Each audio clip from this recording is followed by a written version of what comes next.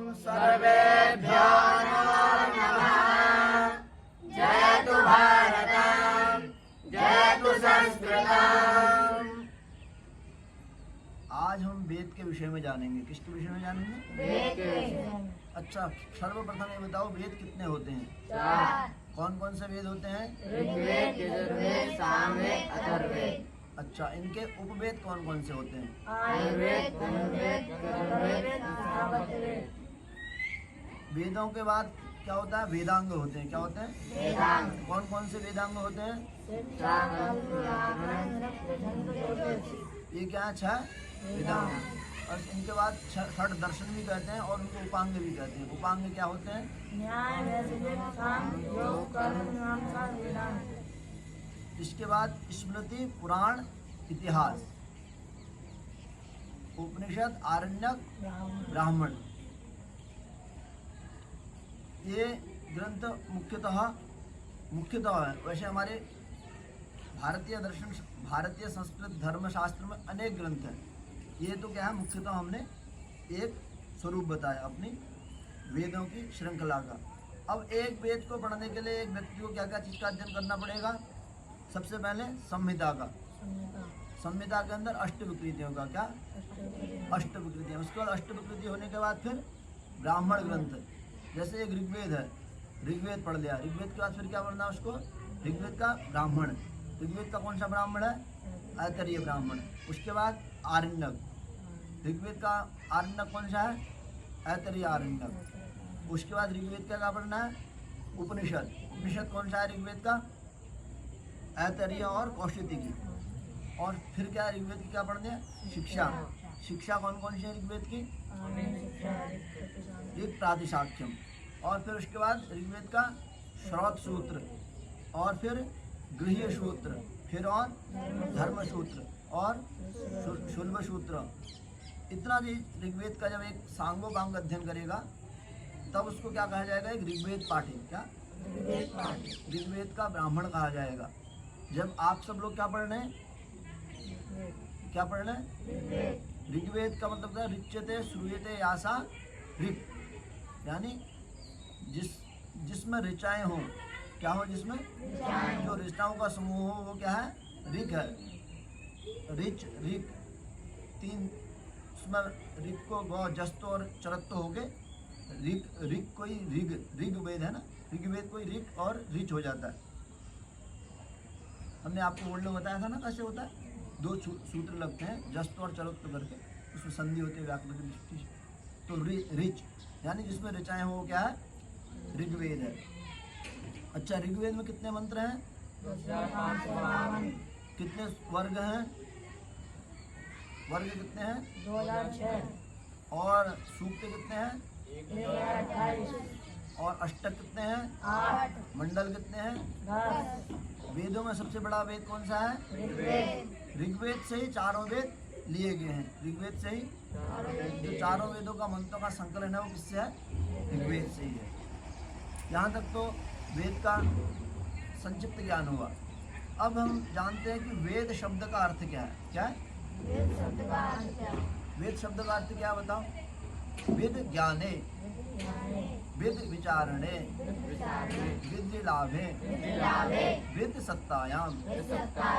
यानी जिसमें ज्ञान की सत्ता सन्निहित हो, जिसमें ज्ञान की सन्निहितता, वेद ज्ञाने, विद्य लाभे, जिसमें लाभ की सत्ता। लाभ मतलब इष्ट प्राप्ति, अनिष्ट परिहार। इष्ट प्राप्ति, अनिष्ट परिहार, विद्य लाभे, वेद सत्तायाम। सत्ता मतलब जिससे सारा समग्र संसार चलता हो। नेचुरल ऑफ लॉ बोलते हैं, नेचुरल ऑफ लॉ, यानी प्रकृति का विज्ञान, प्रकृति का ज्ञान। सिंधु सभ्यता इत्यादि कहाँ से है? सब ऋग्वेद से है। किससे? जो सिंधु सभ्यता, सबसे प्राचीन सभ्यता हमारी कौन सी है? सिंधु हड़प्पा सभ्यता। सुना है ना? सिंधु सभ्यता, हड़प्पा सभ्यता, 4-5 आप लोगों ने पढ़ा होगा। तो वो सब कहाँ से है?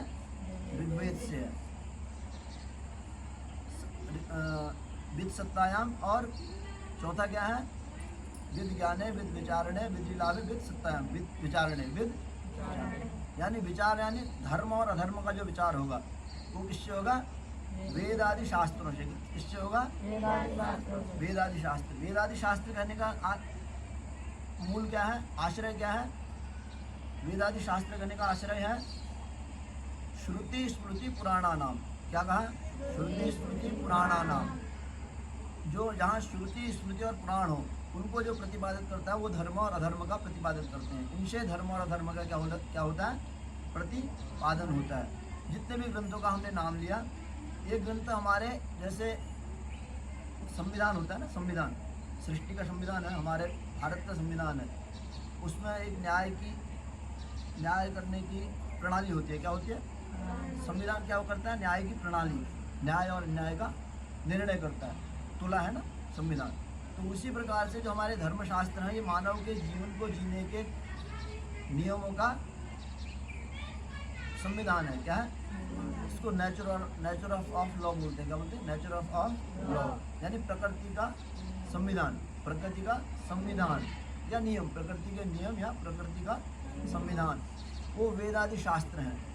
इसलिए हम कैसे प्रकृति में जिएं, कैसे हम खाएं, कैसे हम उठें, कैसे हम बैठें, कैसे सोएं, कैसे जगें, सारा चीज़ इसमें बताया हमको। हमारा आप सब वैदिक बैठक हैं तो आपका उठने का भी एक नियम है कि नहीं है?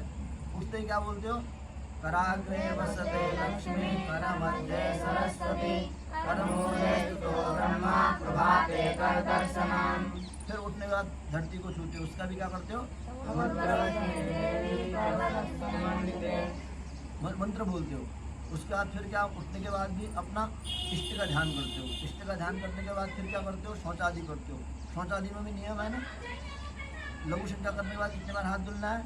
4 बार कुल्ला करना है। हाथ धुलना है 4 बार, कुल्ला करना है 4 बार। और शौचादि करने के बाद 8 बार कुल्ला करना है, 12 बार करना है 8। भोजन इत्यादि के बाद 16 बार करना है। हर चीज़ का एक नियम है। शौच इत्यादि का भी नियम है। उसके बाद भोजन का भी नियम है। भोजन कैसे करना है? शुद्ध अवस्था में करना है। वस्त्र कैसे पहनना है? वस्त्र का भी नियम है। और स्नान कैसे करना है? स्नान में कौन कौन से मंत्रों का प्रयोग करना है? हर एक चीज़ में नियम है कि नहीं है? तो ये पशु पक्षियों के साथ ऐसा है क्या? नियम है। तो इसलिए कहा वेद क्या है? लौकिक और पारलौकिक। क्या है? लौकिक और पारलौकिक, दोनों वस्तुओं को देने वाले हैं। क्या है? दोनों वस्तुओं को। इसलिए मनुष्य विशेष पशुओं पक्षियों से मनुष्य विशेष कैसे है? मनुष्य विशेष ऐसे है कि मनुष्य इन सब क्रियाओं को कर सकता है, ये सब ज्ञान बुद्धि से समझता है। पशु क्या? उनको तो एक दैनिक दिनचर्या है। आहार निद्रा भयमैथुनं च। क्या? आहार निद्रा भयमैथुनं च सामान्यमेतत् पशुभिर्नराणाम्। आहार निद्रा भय मैथुन यानी आहार करना, खाना खाना, सोना, निद्रा करना, भय डर और निडरता, भय आहार निद्रा भय मैथुनं च, जन संसार का उत्सर्जन करना, जन्म देना, ये पशु भी करते हैं और इंसान भी करता है। आहार निद्रा भय मैथुनं च सामान्य मेतत् पशुभिर्नराणाम्। सामान्यतः पशु भी इसको करते हैं और मनुष्य भी करते हैं। सामान्य मेतत् पशुभिर्नराणाम्। ज्ञान से ही मनुष्य पशु से श्रेष्ठ बताया जाता है। किससे? ज्ञान से ही। अब अगला श्लोक क्या बोलता है? एषां न विद्या ततो न दानं ज्ञानं न शीलं न गुणो न धर्मः ते मृत्युलोके भूमार्भूता मनुष्य रूपेण मृगाश्चरन्ति। अर्थात जिसके अंदर न विद्या है, न ज्ञान है, न तप है, न धर्म है, वह इस संसार में कैसा है? मनुष्य के रूप में होते हुए भी पशु पक्षी जैसा है। कैसा है? पशु पक्षी जैसा। इसलिए हम क्या है? वेद का अध्ययन कर रहे हैं। कौन सी विद्या का अध्ययन कर रहे हैं? इस विद्या को क्या बोलते हैं? ब्रह्म विद्या। क्या बोलते हैं? ब्रह्म विद्या। ब्रह्म विद्या में क्या प्रदान करती है? पूर्णता। क्या प्रदान करती है? पूर्णता। कैसे पूर्णता प्रदान करती है? सा विद्या यानी पूर्णता का मतलब क्या है? जो सभी बंधनों से मुक्त करा दे। मुक्त कब होंगे? जब हम पूर्ण से पूर्ण को प्राप्त करेंगे। क्या करेंगे? जब पूर्णता कहाँ से आ सकती है? जहाँ पूर्ण है वहीं से पूर्ण मिलेगा ना। अगर हमको कुछ चीज़ चाहिए तो कैसे प्राप्त होगा? मान लो उदाहरण के लिए आपको धन चाहिए। धन कहाँ से मिलेगा? जिसके बाद धनिक से धन मिलेगा ना, धनिक के पास से धन मिलेगा। ऐसे ही हमको पूर्णता चाहिए, तो पूर्णता कहाँ से मिलेगी? पूर्ण से पूर्णता मिलेगी। तो पूर्ण कौन है? पूर्ण भगवान है। पूर्ण कौन है? भगवान का स्वरूप कैसा है? सच्चिदानंद रूपाय विश्वोत्पत्त्यादि हेतवे तापत्रय विनाशाय श्री कृष्णाय वयं नमः। कैसा? सतघन चितघन आनंद, आनंद स्वरूप जिसमें तीनों सत्ताएं निहित हो। सत की सत्ता, सत से क्या है? निरंतरता सत। चित से क्या है? चैतन्यता। चित से क्या है? सत चित। आनंद से क्या? आनंद। जो जिस संसार में जो लोग भटक रहे हैं, हम किसके लिए भटक रहे हैं? हम सबको साधन किसके लिए कर रहे हैं? सुख प्राप्ति के लिए कर रहे हैं ना। तो इसलिए कहा भोगा न भुक्ता वयमेव भुक्ता, तृष्णा न जीर्णा वयमेव जीर्णा। क्या कहा? भोगा न भुक्ता वयमेव भुक्ता, तृष्णा न जीर्णा वयमेव जीर्णा। यानी संसार में हम भोगों को भोगने की इच्छा से हम सोचते हैं कि भोगों को हम भोग रहे हैं, पर भोग हमें भोग जाते हैं। और तृष्णा कभी खत्म नहीं होती है। क्या? तृष्णा कभी खत्म नहीं होती। तृष्णा बहतरीनी नदी जैसी है। एक चीज़ मिल गया तो दूसरी चीज़ की इच्छा। इच्छाएं कभी भरती नहीं है। आज माँ के लिए, कल पिता के लिए, परसों किसी और के लिए, कभी किसी और वस्तु के लिए, कभी किसी। तृष्णाएं बढ़ती जा रही। तो तृष्णाओं का कैसे अंत होगा? जब हम आनंद सिंधु, क्या है? आनंद सिंधु राशि भगवान। आनंद सिंधु राशि कौन है? भगवान है। तो जब हमें आनंद चाहिए तो आनंद कहाँ से मिलेगा? वहीं से मिलेगा, जो स्रोत से। तो आनंद का स्वरूप कौन है? सच्चिदानंद रूपाय विश्वोत्पत्त्यादि हेतवे तापत्रय विनाशाय श्री कृष्णाय वयं नमः। हम तीन तापों से तप रहे हैं। कौन से ताप है? तीन। आदि दैविक, आदि भौतिक, आध्यात्मिक। इन तीनों तापों का निवारण कौन करता है? भगवान करते हैं। जो हमें वेद हमें क्या सिखा रहे हैं? लौकिक और पारलौकिक दोनों चीज़ों का जो हमें ज्ञान प्रदान करें वो क्या है? वेद है। अब लौकिक आप समझते हैं, लोक में क्या है? मैंने बोल दिया ना, रोटी कपड़ा और मकान। संसार में इसके लिए व्यक्ति भाग रहा है। अब कोई स्टैंडर्ड टाइप का मकान बना ले, कोई स्टैंडर्ड टाइप के कपड़े पहन ले, स्टैंडर्ड टाइप का खाना तो स्टैंडर्ड टाइप का होता नहीं, सबका एक सा ही होता है। रोटी चावल दाल भात ही खाएगा। तो उसके लिए भाग रहा है, रात दिन भाग रहा है, उसी तृष्णा के लिए, मृग तृष्णा की तरह। जैसे हमने कहा था ना, कस्तूरी कुंडली बसे मृग ढूंढे बनमाय, ऐसे घट घट राम बसे कोई न देखत पाए। मतलब कस्तूरी मृग के अंदर ही है, जो हिरण है उसके अंदर कस्तूरी है, पर वो उसको बन बन ढूंढ रही है। ऐसे ही हमारे भीतर भगवान सबके भीतर है। कहाँ है? प्रत्येक मनुष्य के भीतर। हम सबके अंदर क्या है? भगवान है।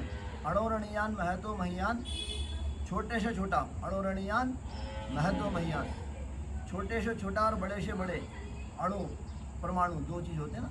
छोटे से छोटे के अंदर और बड़े से बड़े के अंदर कौन है?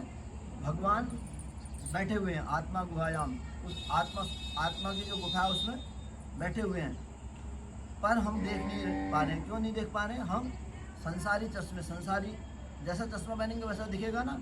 यथा दृष्टि तथा सृष्टि। हमारी दृष्टि में जो है संसार का चश्मा लगा हुआ है। कौन सा चश्मा लगा हुआ है? संसार का। इसलिए हमको केवल संसार ही दिख रहा है। केवल क्या दिख रहा है? संसार। जब हम संसार का चश्मा हटा के कौन सा चश्मा पहनेंगे? संतों का और वेद शास्त्र का चश्मा पहनेंगे, तो तब हमको क्या होगा? तब हमको सब वो आनंद भी प्राप्त होगा, वो भगवत सत्ता भी दिखेगी, वो सब कुछ दिखेगा। जैसा चश्मा पहनेंगे वैसा हमको दिख जाएगा। यथा दृष्टि तथा सृष्टि। तो भगवान तो है ही, भगवान विराजमान है, सर्वत्र विद्यमान है। कहाँ? सर्वत्र, एक जगह नहीं। हरिव्यापक सर्वत्र समाना, हरिव्यापक सर्वत्र समाना। हरि जो है सर्वत्र एक समान दृष्टि से व्याप्त है। हरिव्यापक सर्वत्र समाना, प्रेम से प्रकट हो ही में जाना। वैसे उनके लिए प्रेम और श्रद्धामयी दृष्टि चाहिए, उससे वो प्रकट हो जाते हैं। तो वेद हम क्यों पढ़ रहे हैं? वेद से हमें क्या क्या प्राप्त होता है? लौकिक और पारलौकिक। लौकिक वस्तु और पारलौकिक दोनों वस्तुएं हमें प्राप्त होते हैं। तो आज का जो विषय था वो केवल इतना ही था कि वेद हम क्यों पढ़ते हैं और वेद के सांगोपांग कितनी चीज़ें होती हैं। क्लियर हो गया? तो वेद के सांगोपांग का अध्ययन करने के लिए कितनी चीज़ों का अध्ययन करना पड़ता है? एक बार दोबारा बोलेंगे। वेद, उपवेद, वेदांग, षड्दर्श, उपांग, स्मृति, पुराण, इतिहास, उपनिषद, आरण्यक, ब्राह्मण। ब्राह्मण के बाद क्या है? शिक्षा, शौत सूत्र, गृह्य सूत्र, धर्म सूत्र, शुल्ब सूत्र। जब हम इतनी सारी चीज़ों को लेके इकट्ठा अध्ययन करते हैं तो एक वेद का सांगोपांग अध्ययन माना जाता है। ऐसे ही चारों वेदों के अलग अलग विभाग बटे हुए हैं। तो हम अगला वीडियो फिर चारों वेदों पर अगले चीज़ पर बनाएंगे। अभी सबको सीताराम बोलते हैं। सीताराम, नमो नमः।